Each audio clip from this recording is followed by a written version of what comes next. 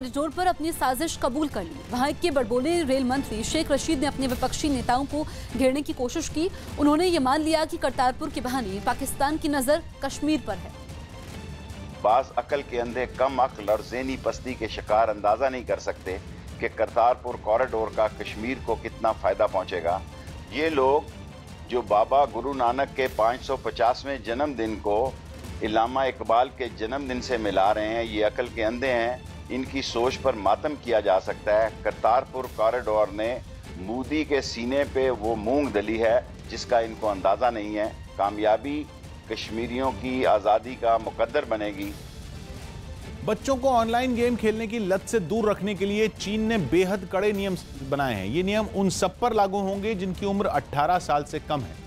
ऐसे लोगों के लिए ऑनलाइन गेम खेलने का वक्त तय कर दिया गया है। नए नियमों के मुताबिक रात के 10 बजे से लेकर सुबह के 8 बजे तक बच्चों के ऑनलाइन गेम खेलने पर पूरी तरह रोक रहेगी। इतना ही नहीं, सुबह के 8 बजे से लेकर रात के 10 बजे के बीच भी केवल 90 मिनट के लिए ही गेम खेलने की इजाजत होगी। गेम खेलने पर चीन में युवा काफी पैसा खर्च करते हैं, लेकिन नए नियमों के हिसाब से 16 साल तक के बच्चे भारतीय रुपयों में करीब 2000 रुपए से ज्यादा खर्च नहीं कर पाएंगे। इसी तरह 17 और 18 साल के बच्चों के लिए ऑनलाइन गेम पर खर्च करने की सीमा 4000 रुपए रखी गई। इसके अलावा नया नियम कहता है कि ऑनलाइन गेम खेलने के लिए हर बच्चे को अपने असली नाम और मोबाइल नंबर के साथ ही यूजर आईडी बनानी होगी। हालांकि चीन की सरकार के इन नियमों का न केवल विरोध हो रहा है, बल्कि चीन के सोशल मीडिया प्लेटफॉर्म वेइबो पर सरकार की आलोचना भी खूब हो रही। लेकिन चीन की सरकार का मानना यह है कि ऑनलाइन गेमिंग का युवाओं के शरीर पर बुरा असर पड़ रहा है। इसके अलावा बड़ी संख्या में युवाओं की आंखें भी खराब हो रही। सरकार इसलिए भी परेशान है क्योंकि ऑनलाइन गेम की लत का सीधा असर युवाओं के दिमाग पर पड़ रहा है। इसीलिए सरकार ने गेम बनाने वाली कंपनियों को नए नियमों के हिसाब से ऑनलाइन गेम में बदलाव करने को भी कह दिया। ऑनलाइन गेमिंग पर चीन की चिंताएं नई नहीं है। पिछले साल भी चीन ने नियमों में बदलाव करते हुए बच्चों पर कई तरह की पाबंदियां लगाई थी। तेजस्वी यादव ने झारखंड में गठबंधन के तहत चुनाव लड़ने का ऐलान किया। आरजेडी नेता तेजस्वी यादव ने दावा किया कि झारखंड विधानसभा चुनाव गठबंधन के तहत ही लड़े जाएंगे। यूपी के झांसी में घर में घुसे चोर की लोगों ने पीट कर हत्या कर दी। राजस्थान के सीकर में कई जगहों पर बारिश के बाद ओले गिरने से मौसम में सर्दी बढ़ गई। भोपाल के परेड ग्राउंड में शुरू हुई सेना भर्ती में युवाओं में खासा जोश देखा गया और वो फुटपाथ पर ही आराम फरमाते नजर आए। राजस्थान के श्रीगंगानगर में तेज आंधी और बारिश के साथ ओले गिरने से खेतों में खड़ी फसल को काफी नुकसान पहुंचा, जबकि कई जगह बिजली के खंभे गिर गए। मध्य प्रदेश के श्योपुर में बेमौसम बारिश की वजह से खेतों में खड़ी धान की फसल बर्बाद हो गई, जिससे किसान परेशान नजर आए। जम्मू कश्मीर से आर्टिकल 370 हटाए जाने से बौखलाए आतंकी बड़े हमले को अंजाम देने की फिराक में। खुफिया एजेंसियों ने जानकारी दी है कि केंद्र शासित प्रदेश जम्मू कश्मीर के उपराज्यपाल गिरीश चंद्र मुर्मू आतंकी संगठन लश्कर ए तैयबा और हिजबुल मुजाहिदीन के निशाने पर हैं। इसके अलावा जम्मू कश्मीर में बीजेपी के बड़े नेता और हाल में हुए बीडीसी का चुनाव जीतने वाले उम्मीदवार भी आतंकियों की हिट लिस्ट में। खुफिया एजेंसियों ने बताया कि आतंकी हमले को अंजाम देने के लिए 29 अक्टूबर को पीओके के मुजफ्फराबाद में आतंकी संगठनों की एक बैठक हुई, जिसमें आतंकियों को आत्मघाती हमले और कश्मीर में ज्यादा से ज्यादा आतंक फैलाने के लिए कहा गया। बताया गया कि लश्कर के आतंकी जियाउर रहमान मीर को कश्मीर में आतंकी हमले करवाने का जिम्मा सौंपा गया है। अयोध्या केस में फैसले से पहले यूपी सरकार ने तैयारी शुरू कर दी है। सीएम योगी आदित्यनाथ ने वीडियो कॉन्फ्रेंसिंग करके यूपी के सभी डीएम और एसपी को निर्देश दिए। उन्होंने सोशल मीडिया पर भड़काऊ पोस्ट पर कड़ी कार्रवाई करने के लिए कहा। साथ ही माहौल खराब करने की कोशिश करने वालों से सख्ती से निपटने के निर्देश भी दिए। आईसीएसई बोर्ड की 10वीं की हिंदी की किताब से जामुन का पेड़ नाम की एक कहानी को हटा दिया गया, जिसे आम आदमी पार्टी ने बीजेपी की साजिश बताया। इस कहानी में सरकारी व्यवस्था पर तंज कसा गया।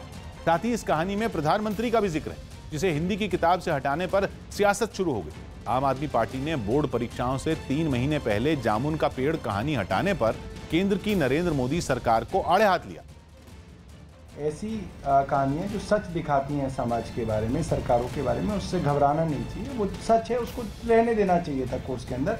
ये मुझे लगता है गलत किया केंद्र सरकार ने। वहीं आम आदमी पार्टी के वार पर बीजेपी ने पलटवार करते हुए उन पर बिना बात के राजनीति करने और लोगों को गुमराह करने का आरोप लगा दिया। वो बिना किसी राजनीति के तो कोई बात करते ही नहीं है। उनका तो एक ही काम है, राजनीति करो, लोगों में झूठ फैलाओ और लोगों को गुमराह करूं।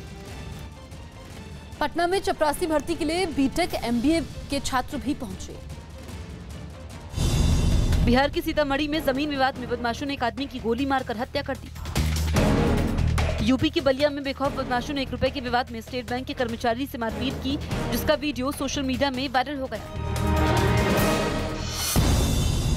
बिहार के खगड़िया में कोसी नदी की कटान की वजह से खुले आसमान के नीचे जिंदगी बसर करने को मजबूर विस्थापित गांव वालों ने डीएम से मदद की गुहार लगाई।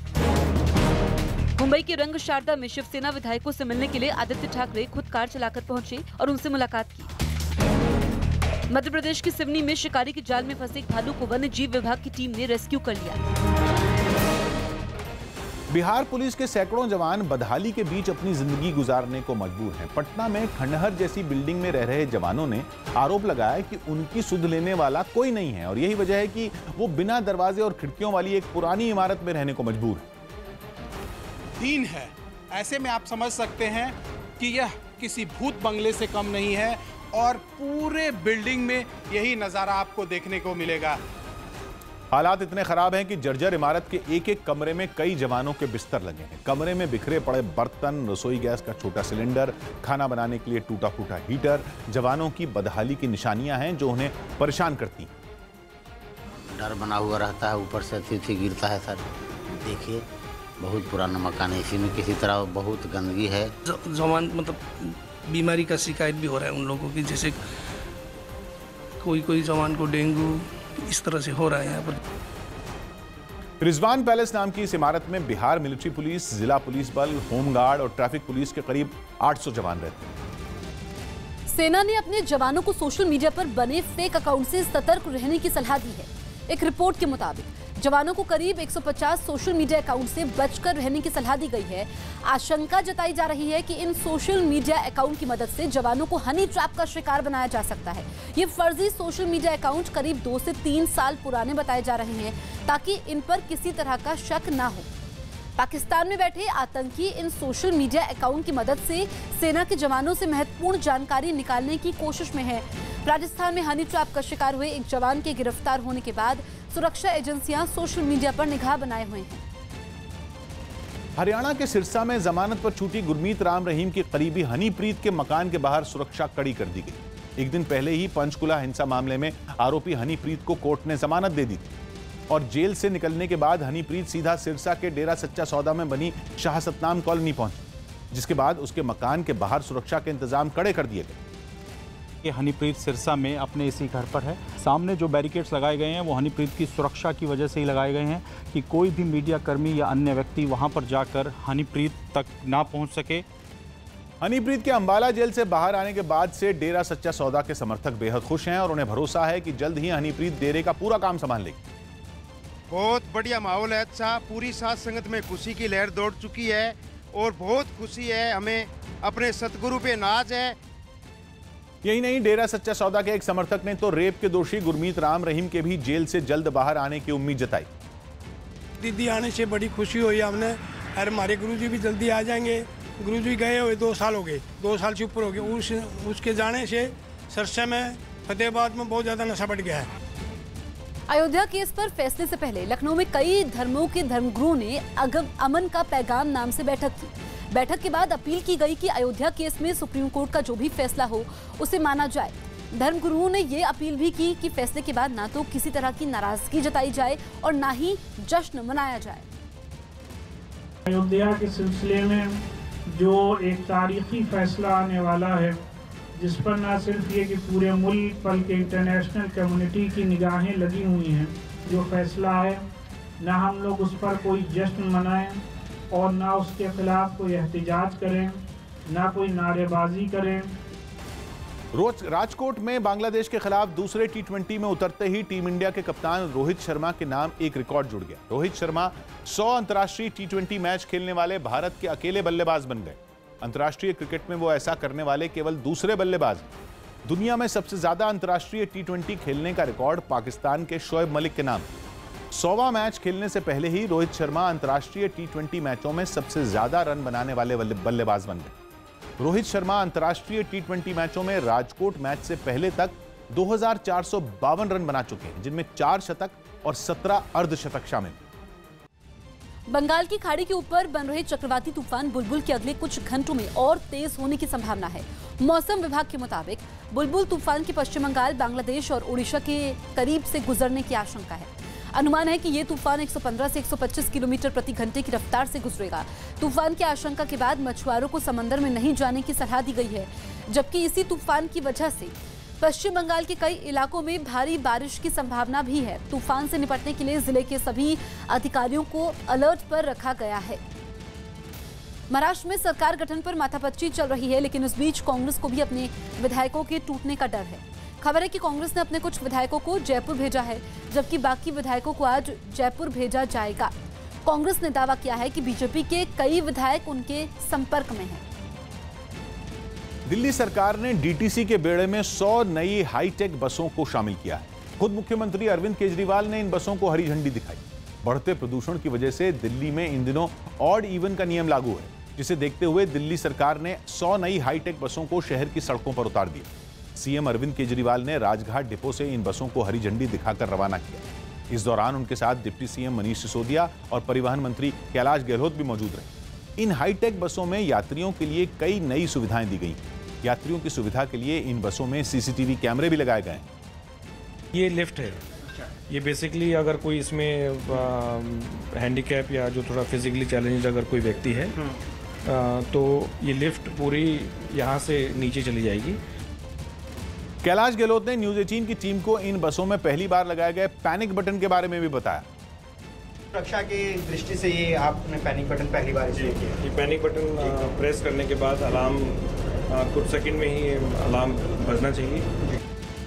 मुख्यमंत्री अरविंद केजरीवाल ने आने वाले कुछ महीनों में दिल्ली की सड़कों पर 1000 इलेक्ट्रिक बसें उतारने का भी ऐलान किया और आने वाले 6 महीने 7 महीने के अंदर लगभग 3000 नई बसें दिल्ली की सड़कों पे होंगी, जिसमें से 1000 बसें इलेक्ट्रिक बसेस होंगी।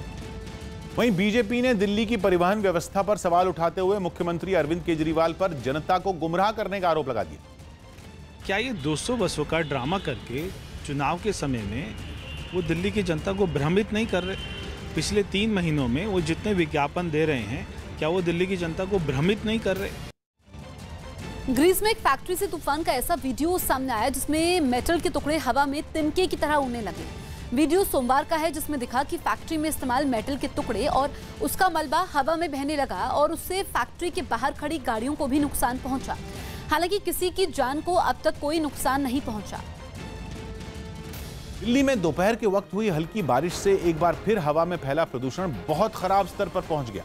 मंगलवार शाम से दिल्ली की हवा में प्रदूषण काफी कम हो गया था, लेकिन हल्की बारिश ने दिल्ली की हवा को फिर से खराब कर दिया। दिल्ली में सुबह से ही बादल छाए रहे और अनुमान लगाया गया कि बारिश के आने से दिल्ली की हवा साफ हो जाएगी, लेकिन कुछ इलाकों में हुई हल्की बारिश ने प्रदूषण को और बढ़ा दिया। हल्की बारिश रहती है तो उसमें एयर क्वालिटी में डिटोरेशन होता है, इंप्रूवमेंट की संभावना थोड़ी कम हो जाती है। इंप्रूवमेंट अभी फिर तभी होगा जबकि हमारे पास विंड स्पीड तेज हो। सुबह के वक्त दिल्ली का एयर क्वालिटी इंडेक्स 230 के करीब बना हुआ था, लेकिन बारिश के बाद कई इलाकों में ये 300 के पार चला गया। आपको बताएं, अभी सफ़र के मुताबिक जो पोल्यूशन का लेवल है वो आप देखेंगे एयर क्वालिटी इंडेक्स 290 है। मौसम विभाग के मुताबिक 2 दिन के अंदर दिल्ली में हवा की रफ्तार बढ़ने से प्रदूषण का स्तर भी सुधर जाएगा। नियाग्रा फॉल में बह रहे एक आदमी को बचाव दल की टीम ने कड़ी मशक्कत के बाद बचाया। हालांकि पानी में बह रहे आदमी की पहचान नहीं हो पाई, लेकिन एक पर्यटक की नजर उस पर पड़ गई। उसने तुरंत पुलिस को कॉल कर दिया। जानकारी मिलते ही बचाव दल की टीम पहुंची और रस्सी की मदद से पानी में बह रहे आदमी को बाहर निकाल लिया। महाराष्ट्र में सरकार बनाने के लिए हो रही उठापटक के बीच बीजेपी के नेता राज्यपाल से मिले। चुनाव के नतीजे आने के 2 हफ्ते बाद भी राज्य में नई सरकार नहीं बनी और अगर अगले 2 दिन में वहां का सियासी संकट खत्म नहीं हुआ तो महाराष्ट्र में राष्ट्रपति शासन लागू हो सकता है, जिससे बचने का रास्ता ढूंढने के लिए बीजेपी के नेता राजभवन पहुंचे और राज्य के सियासी हालात पर राज्यपाल से चर्चा की। बीजेपी के प्रतिनिधिमंडल में गिरीश महाजन, चंद्रकांत पाटिल, सुधीर मुनगंटीवार और आशीष शेलार शामिल थे। 25 साल पुरानी युति मुख्यमंत्री पद को लेकर अब टूटने के कगार पर आ गई है। महज कुछ घंटे शेष बचे हैं जब यह फैसला हो जाएगा कि महाराष्ट्र में बीजेपी और शिवसेना साथ साथ चलेंगी या फिर दोनों के रास्ते अलग हो जाएंगे। राज्यपाल से मुलाकात के बाद बीजेपी के नेताओं ने एक प्रेस कॉन्फ्रेंस की और बड़े ही नपे-तुले अंदाज में राज्यपाल के साथ हुई बातचीत की जानकारी दी। तो आगे क्या, इसकी लीगल चर्चा करने के दृष्टि से, कानूनी चर्चा करने की दृष्टि से आज हम लोग माननीय राज्यपाल महोदय जी से मिले। भारतीय जनता पार्टी का शीर्ष नेतृत्व अब आगे क्या करना है इसकी रणनीति तय करेगा। खबर थी कि बीजेपी राज्यपाल के सामने सरकार बनाने का दावा पेश कर सकती है, लेकिन राज्यपाल से मिलने जाने से पहले ही बीजेपी ने इस तरह की अटकलों को खारिज कर दिया। अभी सरकार बनाने का दावा पेश करने के पहले जो कुछ बातें, राजनीतिक परिस्थिति है, उस पर हम चर्चा करेंगे। शिवसेना के अड़ियल रुख के बावजूद बीजेपी के नेता बार बार उसकी ओर दोस्ती का हाथ बढ़ा रहे हैं, लेकिन शिवसेना सीएम पद से कम पर मानने को तैयार नहीं है। यही वजह है कि बीजेपी नेताओं की राज्यपाल से मुलाकात के बाद शिवसेना ने एक बार फिर उसे आंखें दिखाई। अब ये खेल पुराना हो चुका है, अब ये खेल ज्यादा दिन नहीं चलेगा और हम भी संविधान और कानून के दायरे में रहकर इस राज्य में, महाराष्ट्र में शिवसेना का मुख्यमंत्री बनाएंगे। खबर है कि शिवसेना इस पूरे मामले में बीजेपी के केंद्रीय नेतृत्व के रवैये से भी नाराज है, क्योंकि उन्होंने दोनों पार्टियों के बीच सुलह की कोशिशें नहीं की, जबकि बीजेपी के नेताओं को अब भी सब कुछ ठीक हो जाने की उम्मीद है। क्योंकि चर्चा है कि महाराष्ट्र में मुख्यमंत्री पद पर फंसी बात आगे बढ़ाने के लिए बीजेपी आखिरी वक्त तक शिवसेना का इंतजार करेगी, और अगर 9 नवंबर तक सब कुछ ठीक नहीं होता तो वो राज्य में राष्ट्रपति शासन लगाने के लिए तैयार हो सकती है। इतना ही नहीं, खबर है कि राज्यपाल भगत सिंह कोश्यारी ने इस मुद्दे पर एडवोकेट जनरल आशुतोष कुंभकोणी से भी बात की है और करीब आधे घंटे तक महाराष्ट्र के सियासी संकट पर उनसे कानूनी सलाह ली, क्योंकि अगर किसी भी पार्टी ने सरकार बनाने का दावा पेश नहीं किया तो राज्यपाल सबसे बड़ी पार्टी को सरकार बनाने के लिए आमंत्रित कर सकते हैं और उस पार्टी को सदन में बहुमत साबित करने का वक्त दे सकते हैं। उत्तराखंड के केदारनाथ मंदिर में जोरदार बर्फबारी हो रही है। बर्फबारी से केदारनाथ धाम के आसपास का इलाका पूरी तरह से सफेद चादर से ढका नजर आ रहा है। रुक रुक कर हो रही बर्फबारी ने निचले इलाकों में ठंड बढ़ा दी है। दिल्ली पुलिस और वकीलों के बीच 30 हजारी कोर्ट में हुई झड़प का एक और सीसीटीवी वीडियो सामने आया है। 2 नवंबर के इस वीडियो में झड़प के समय गुस्साए वकील और पुलिसकर्मी आपस में उलझे हुए दिखाई पड़े, जबकि कोर्ट परिसर में ही एक तरफ भीषण आग की लपटें भी उठती हुई दिखी। जिस वक्त ये हंगामा हो रहा था, कोर्ट परिसर में कई आम लोग भी मौजूद थे। जहां से आग की लपटें उठ रही थी, वहां एक तेज धमाके से आग और फैल गई, जिसके बाद कोर्ट परिसर में बने लॉकअप में मौजूद कुछ पुलिस वाले आग बुझाने की कोशिश में दौड़ते हुए वहां पहुंचे, लेकिन कुछ ही देर में कोर्ट परिसर में मौजूद वकीलों ने इन पुलिस वालों को पकड़ लिया और उनको पीटने लगे। हंगामा बढ़ते ही पुलिस वाले वापस लॉकअप की तरफ दौड़े, जबकि उनके पीछे पीछे कई वकील भी हाथापाई करते हुए उसी तरफ बढ़ने लगे। इस बीच कुछ लोग एक महिला पुलिस अधिकारी को भीड़ से बचाते हुए लॉकअप की तरफ लाए, जबकि उनके पीछे दौड़ते वकीलों ने महिला अधिकारी से भी बदसलूकी की और कुछ ने तो उन पर हमला भी कर दिया। तभी पीछे से भी वकीलों की भारी भीड़ लॉकअप की तरफ बढ़ने लगी। इन वकीलों ने भी एक पुलिस वाले को पकड़ा हुआ था और उसे बुरी तरह से पीट रहे थे। वकीलों की चंगुल में फंसा ये पुलिस अधिकारी बचने की काफी कोशिश करता रहा, लेकिन वकीलों से घिरे होने की वजह से उसकी काफी देर तक पिटाई होती रही। ऐसे ही एक और सीसीटीवी वीडियो में वकीलों की भीड़ और कुछ पुलिस वालों के बीच झड़प दिखाई दी। इस वीडियो में भी नाराज वकील जबरदस्त हंगामा करते दिखे, जबकि वहां मौजूद पुलिस वाले भी इन वकीलों को रोकने की कोशिश में उनके पास पहुंचे, लेकिन वकीलों की भीड़ शांत नहीं हुई और उन्होंने एक के बाद एक पुलिस वालों को पीटना शुरू कर दिया। जो भी पुलिस वाला वकीलों की चंगुल में फंसा, उसे सभी वकीलों ने मिलकर पीट दिया। इस बीच मौके पर पुलिस के अधिकारी थे, लेकिन वकीलों ने किसी भी अधिकारी की परवाह नहीं की और जमकर पीट दिया। हालांकि दोनों पक्षों के बीच बढ़ा तनाव कम करने के लिए कुछ वकीलों और पुलिस अधिकारियों के बीच बैठक भी हुई, लेकिन इस बैठक का भी कोई नतीजा नहीं निकला। जबकि इस हमले में घायल हुए जवान से मिलने दिल्ली पुलिस कमिश्नर जवान के घर पर पहुंचे। जम्मू कश्मीर में सीजन की पहली बर्फबारी हुई। बर्फबारी भी ऐसी जैसी नवंबर के महीने में कई सालों से नहीं देखी गई। बुधवार की रात से ही मौसम ने ऐसी करवट ली कि श्रीनगर में आसमान से रुई के टुकड़ों की तरह बर्फ गिरने लगी। सुबह होते होते तमाम रास्ते बर्फ से ढक गए। बर्फबारी घंटों तक चलती रही। श्रीनगर की बर्फ से ढकी सड़कों पर गाड़ियों का चलना मुश्किल हो गया। रास्ते, घर, बाग, बगीचे, पेड़ और गाड़ियां सब कुछ बर्फ से ढक गए। ये नज़ारा है इस वक्त श्रीनगर का, जहाँ पे बर्फबारी हो रही है। ये डल लेक का नज़ारा है, बुलवार्ड का नज़ारा है। बर्फबारी लगातार हो रही है और सड़कों पे फिसलन है और लाइट ऑन करके इस वक्त गाड़ियों को चलाना पड़ता है या पार्किंग लाइट ऑन करके, ताकि कहीं किसी गाड़ी के साथ ना टकराए। अब ऐसी बर्फबारी देखने के लिए बड़ी संख्या में टूरिस्ट हर साल श्रीनगर पहुंचते हैं। हर साल ऐसी बर्फ दिसंबर और जनवरी में गिरती। इस बार अंतर यह है कि बर्फ तो नवंबर में ही गिर गई, लेकिन देखने के लिए सैलानी नहीं है, क्योंकि आर्टिकल 370 हटाए जाने के बाद से ही सैलानियों की तादाद जम्मू कश्मीर में काफी कम है।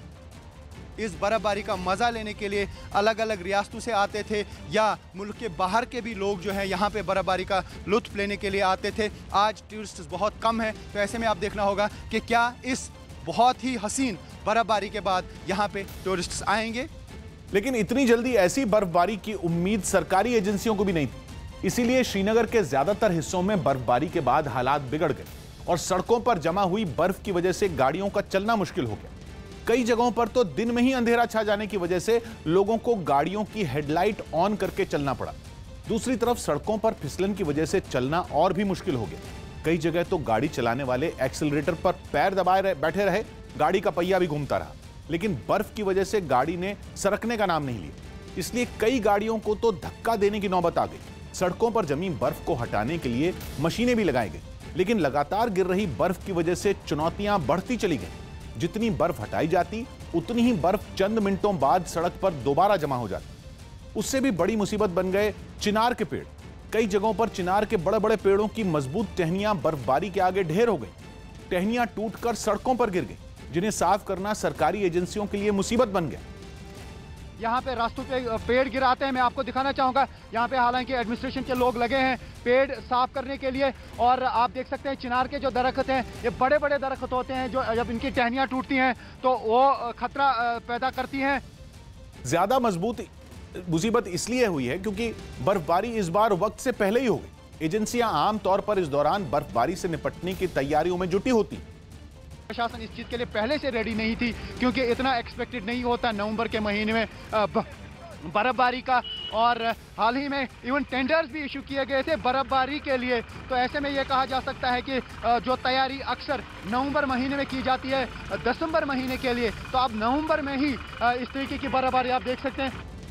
बर्फबारी के इसी हाल की वजह से कई हादसे भी हुए। जगह जगह सड़कों पर पेड़ों के गिरने की वजह से हादसों की खबरें आने लगी और कश्मीर की ज्यादातर अहम सड़कों को बंद करना पड़ा। न्यूज 18 के 2 रिपोर्टर जब सड़क पर मौजूद थे, उसी वक्त एक कार अचानक सड़क पर फिसल गई। सड़क पर चल रही कार किसी खिलौने की तरह फिसलकर घूम गई। कार में एक आदमी अपने बेटे के साथ मौजूद था, जिसकी गलती महज इतनी थी कि उसने ऐसे खतरनाक रास्ते पर कुछ तेज गाड़ी चलाने की कोशिश की। बर्फबारी की वजह से टूट रही पेड़ों की टहनियों से निपटने के लिए कई जगहों पर हाइड्रोलिक लिफ्ट भी लगाई गई, ताकि कमजोर हो चुकी टहनियों को पहले ही हटाया जा सके। ऐसी ही एक टहनी के गिरने की वजह से एक ऑटो चला रहे शख्स की मौत की खबर आई। सड़कों पर हो रही मुसीबत तो दिखाई दे रही है, लेकिन सबसे ज्यादा मुसीबत श्रीनगर के उन लोगों के लिए खड़ी हुई जो अपने घर से नहीं निकल पाए, जबकि बर्फबारी के बाद से ही पूरे श्रीनगर में बिजली की व्यवस्था भी ठप हो गई। एनजीटी ने कई जगहों पर पानी साफ करने वाले आरओ पर बैन लगाने के आदेश दिए हैं। पर्यावरण से जुड़े मामलों का निपटारा करने वाले एनजीटी ने सरकार को आरओ पर बैन नहीं लगाने पर फटकार भी लगाई।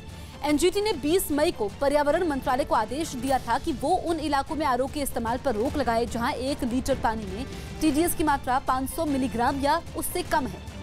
साथ ही एनजीटी ने अपने आदेश में पानी साफ करने वाली आरओ तकनीक को खतरनाक बताया था, लेकिन पर्यावरण मंत्रालय ने 20 मई के इस आदेश पर कोई कार्रवाई नहीं की। मतलब पर्यावरण मंत्रालय ने ये जानते हुए भी आरओ पर बैन लगाने का फैसला नहीं लिया कि ये कई जगहों पर लोगों के लिए खतरनाक साबित हो रहा है। काम चल रहा है और डिस्कशंस चल रहे हैं, एग्जामिनेशन चल रहा है कि एनजीटी का जो आदेश है उसका पालन जल्द से जल्द कैसे किया जाए। एनजीटी ने आरओ की बढ़ती मांग पर भी चिंता जाहिर की है। आरओ यानी रिवर्स ऑस्मोसिस पानी को साफ करने की एक ऐसी प्रक्रिया है जिस पर लोग आंखें बंद करके भरोसा करते हैं, लेकिन आरओ पर लोगों के बढ़ते इसी विश्वास से एनजीटी परेशान है। एनजीटी ने अपने फैसले में कहा कि आरओ की वजह से पानी की बर्बादी तो होती ही है, साथ ही इसका पानी लोगों के लिए काफी खतरनाक होता है।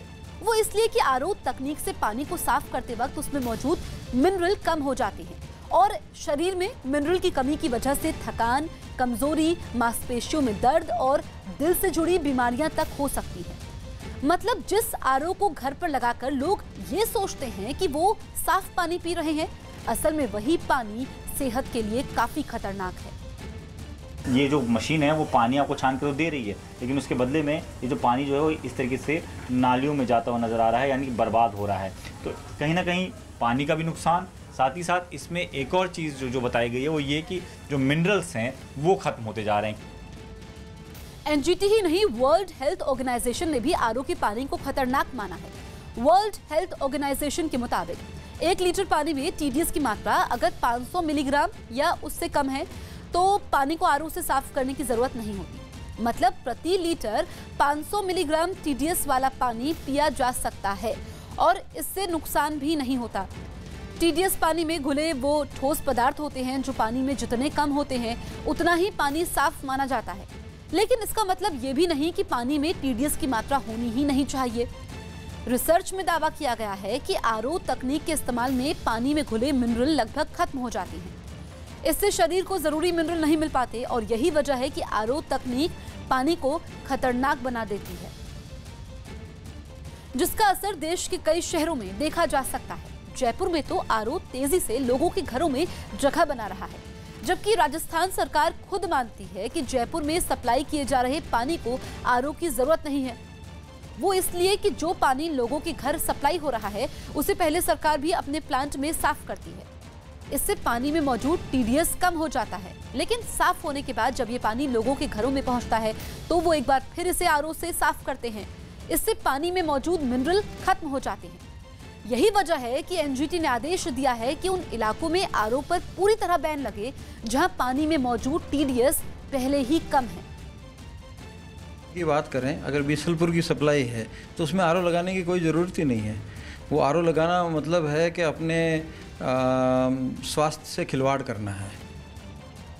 एनजीटी इसलिए भी चिंता में है क्योंकि आरओ के इस खतरे के बारे में लोगों को कम पता है। लोग तो यही मानते हैं कि आरओ पानी को साफ कर देगा। ज्यादातर मामलों में तो लोग अपने घरों में इसलिए आरओ लगवा लेते हैं क्योंकि उनके पड़ोस में भी आरओ लगा है।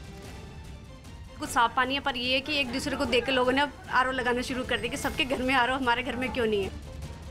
यहाँ पर जब हमने देखा तो 166 यानी कि 166 इसका टीडीएस आया, जो कि बहुत अच्छा है। लेकिन बावजूद इसके जब इस इलाके में हम घूमे तो ज़्यादातर लोगों ने आरओ लगा रखा था। वो इसलिए क्योंकि बगल के घर में आरओ लगाया तो मुझे भी अपने घर में आरओ का इस्तेमाल करना है। एनजीटी के अलावा कई डॉक्टरों और एक्सपर्ट ने भी कहा कि जिन इलाकों में पानी में टीडीएस कम है वहां आरओ की जरूरत नहीं है। 700 रुपये से लेके 1000 रुपये तक के टीडीएस मीटर आते हैं। हर घर में होना चाहिए, हर स्कूल में होना चाहिए। आप अपना टीडीएस लेवल चेक कर लो। अगर आपका टीडीएस लेवल घर में किडनी का पेशेंट है तो 50 और 100 के बीच में रखो, नहीं है तो 500 तक रखो। दक्षिण अमेरिकी देश बोलिविया में चुनाव नतीजों पर जारी हंगामे के दौरान एक बार फिर हिंसा भड़क उठी। नतीजों में धांधली का आरोप लगा रहे विपक्ष ने राष्ट्रपति एवो मोरालेस के इस्तीफे की मांग तेज कर दी, लेकिन प्रदर्शन के दौरान उनकी राष्ट्रपति एवो मोरालेस के समर्थकों के साथ जोरदार झड़प हो गई। राष्ट्रपति के समर्थकों ने प्रदर्शनकारियों पर पटाखों से हमला कर दिया। जवाब में प्रदर्शनकारियों ने भी पथराव शुरू कर दिया, जिसके बाद हालात और बिगड़ गए। राष्ट्रपति के समर्थकों ने प्रदर्शनकारियों की जमकर पिटाई भी की। हंगामे के दौरान वहां तैनात पुलिस पूरी तरह लाचार नजर आई। इससे पहले वहां बड़ी तादाद में प्रदर्शनकारी सड़कों पर उतरे और राष्ट्रपति के आवास की तरफ मार्च निकाला। प्रदर्शनकारियों ने राष्ट्रपति पर धांधली कर चुनाव जीतने का आरोप लगाया और उनके इस्तीफे की मांग। अगर सब कुछ ठीक ठाक रहा तो झारखंड में अगले 48 घंटे में शिबू सोरेन की पार्टी जेएमएम, कांग्रेस और आरजेडी के गठबंधन का ऐलान हो सकता है। झारखंड में विधानसभा की 81 सीटें हैं। माना जा रहा है कि विपक्षी दलों के इस गठबंधन में बाबूलाल मरांडी की पार्टी जेवीएम यानी झारखंड विकास मोर्चा शामिल नहीं होगी, जबकि लेफ्ट अगर 3 सीटों पर लड़ने के लिए तैयार हो जाए तभी उसे गठबंधन में जगह मिलेगी। हालांकि लेफ्ट अपने लिए 7 सीटों की मांग कर रहा है, यानी बनने से पहले ही विपक्षी एकजुटता के दावों को पलीता लगता दिख रहा है, क्योंकि सीटों का पेच अब तक पूरी तरह नहीं सुलझा है, जिसकी वजह से है कि जेएमएम यानी झारखंड मुक्ति मोर्चा 49 सीटें मांग रही है और वो 42 से कम पर लड़ने को तैयार नहीं है, जबकि कांग्रेस 28 सीटों पर अपने उम्मीदवार उतारना चाहती है। हालांकि आरजेडी को 7 से 8 सीटें देने पर सहमति बन गई है, लेकिन मतभेद उन 28 सीटों पर है जहां आदिवासी समुदाय निर्णायक भूमिका में है, क्योंकि जेएमएम इनके सिर्फ 4 सीटें ही कांग्रेस को देने के लिए तैयार है। सीट बंटवारे पर चल रही तनातनी के बीच ये भी बताया गया कि हेमंत सोरेन को सीएम उम्मीदवार घोषित नहीं किया जाएगा।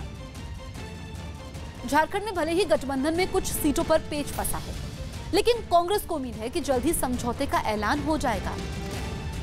मोटा मोटी बातें वहाँ तय हो रही हैं और हमें तो लगता नहीं कोई पेंच फंसा हुआ है, पर हमने लगातार कहा है उचित समय पर हम अपने स्ट्रेटजी के हिसाब से इसका खुलासा करेंगे। अयोध्या केस के फैसले से पहले सुप्रीम कोर्ट के चीफ जस्टिस ने यूपी के प्रमुख सचिव और डीजीपी को बुलाया है। इसके अलावा चीफ जस्टिस यूपी के वरिष्ठ अधिकारियों के साथ बैठक भी करेंगे। बताया जा रहा है कि चीफ जस्टिस ने सुरक्षा व्यवस्था को लेकर ये बैठक बुलाई है। तो इस वक्त की बड़ी खबर हम आपको बता रहे हैं। अयोध्या केस के फैसले से पहले सुप्रीम कोर्ट के चीफ जस्टिस ने यूपी के प्रमुख सचिव और डीजीपी को बुलाया है। इसके अलावा चीफ जस्टिस यूपी के वरिष्ठ अधिकारियों के साथ भी बैठक करेंगे। बताया गया कि चीफ जस्टिस ने सुरक्षा व्यवस्था को लेकर की बैठक बुलाई है और इससे पहले मुख्यमंत्री योगी आदित्यनाथ भी आदेश दे चुके हैं। उत्कर्ष आनंद हमारे सहयोगी फोन लाइन पर मौजूद है। उत्कर्ष, ये जो बैठक बुलाई गई है चीफ जस्टिस की तरफ से, किन किन मुद्दों पर चर्चा होगी? देखिए, अभी जो फिलहाल जो मुद्दा है वो सबसे बड़ा मुद्दा है। इस बार जब अयोध्या का फैसला सर्वोच्च न्यायालय सुना देती है, उसके बाद जो जमीन पर जो लॉ एंड ऑर्डर की सिचुएशन होगी, जो भी उसको देखने का कि वहाँ पर किसी भी तरह की कोई परेशानी नहीं हो, लोगों को परेशानी नहीं हो, किसी तरीके की किसी भी तरह का उपद्रव नहीं हो, दंगे नहीं बढ़ के, इन सारी चिंताओं के साथ मुख्य न्यायाधीश ने ये सोचा है कि वो उत्तर प्रदेश के जो मुख्य सचिव हैं उनको उन्होंने बुलाया है और डीजीपी को बुलाया है ताकि उनके साथ बैठ करके वो सुरक्षा इंतजामों का एक बार मुआयना कर लें कि सारे सुरक्षा के इंतजाम कर दिए गए हैं और सारी जितनी भी कंसर्न्स हो सकते हैं उन सबको ठीक तरीके से एड्रेस किया जा रहा है। वहाँ के जितने भी अधिकारी हैं, जो सबसे बड़े बड़े अधिकारी हैं, वो एडमिनिस्ट्रेटिव साइड पर हो या पुलिस की साइड पर हो, उनको ये देखना है कि उन अधिकारियों के साथ बैठ करके मुख्य न्यायाधीश ये बिल्कुल एकदम आश्वस्त हो जाना चाहते हैं कि फैसला सुनाने के बाद जमीन पर ऐसी कोई भी दुर्घटनाएं नहीं होंगी और वहाँ के अधिकारी जो तो तैयार है किसी भी तरह की सिचुएशन को उसको हैंडल करने के लिए। ये जो है तो बैठक 12 बजे के आसपास होगी। कल ही दोनों अधिकारियों के दफ्तरों में खबर कर दी गई थी मुख्य न्यायाधीश। बिल्कुल, तो 12 बजे ये बैठक होने वाली है। आप नजर बनाए रखिए, अपडेट आपसे हम लेंगे। फिलहाल शुक्रिया। महाराष्ट्र में सरकार बनाने पर मची खींचतान के बीच शिवसेना को अपने विधायकों की खरीद फरोख्त का डर सताने लगा। शिवसेना बीजेपी के साथ सरकार बनाने के लिए 50-50 के फॉर्मूले पर अड़ी है, जबकि बीजेपी ने बार बार देवेंद्र फडणवीस के नेतृत्व में सरकार बनाने का दावा किया, जिसकी वजह से शिवसेना को उसके विधायकों के टूटने का डर सताने लगा और पार्टी ने एहतियात बरतते हुए अपने सभी विधायकों को मातोश्री के पास एक होटल में ठहराने का फैसला किया। होटल में केवल शिवसेना के ही नहीं बल्कि उसका समर्थन करने वाले निर्दलीय विधायक भी ठहरे हुए हैं। कि मेरे पीछे जो आप ये होटल देख रहे हैं रंगसारदा, वहाँ पर जो है शिवसेना के सभी 64 जो विधायक हैं, जिसमें से 56 शिवसेना के हैं और 8 निर्दलीय जो विधायक जिन्होंने सपोर्ट किया था शिवसेना को, यहाँ पर उन्हें रुकने के लिए कहा गया है। इससे पहले सभी विधायकों की मातोश्री में शिवसेना प्रमुख उद्धव ठाकरे के साथ एक बैठक भी हुई। बैठक की कोई भी बात लीक न हो इसलिए सब विधायकों के मोबाइल फोन बाहर ही जमा करवा लिए गए। खबर है कि इस बैठक में सभी विधायकों ने पार्टी के साथ जुड़े रहने की शपथ ली। बैठक खत्म होने के बाद जब विधायक बाहर आए तो उन्होंने सरकार बनाने से जुड़ा आखिरी फैसला उद्धव ठाकरे पर छोड़ दिया और अगले आदेश तक एक साथ रहने का ऐलान किया। हम एक संगात रंगशारदा में रहेंगे और वहां जो भी उद्धव जी का आदेश आएगा वो हमारे लिए अंतिम रहेगा। 9 नवंबर को महाराष्ट्र विधानसभा का कार्यकाल खत्म हो रहा है और बीजेपी के सामने बहुमत जुटाने की चुनौती। इसी का हवाला देकर शिवसेना ने इशारों में बीजेपी पर निशाना साधा। कोशिश तो हमेशा होती रहेगी, खास करके जिनके हाथ में सत्ता होती है, पावर होती है, एजेंसी होती है, पैसा होता है। यही नहीं, खबर है कि पार्टी ने अपने विधायकों पर नजर रखने की तैयारियां भी शुरू कर दी और एक विधायक पर नजर रखने की जिम्मेदारी शिवसेना के एक शाखा प्रमुख को दी।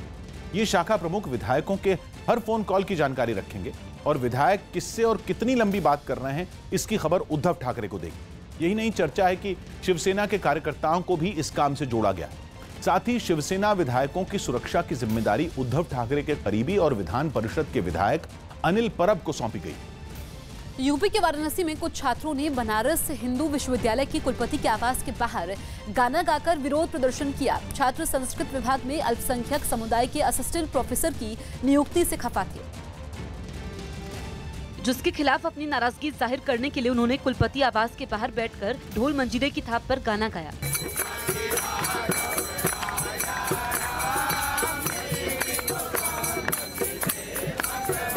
यही नहीं, उन छात्रों ने कुलपति के खिलाफ नारेबाजी भी की।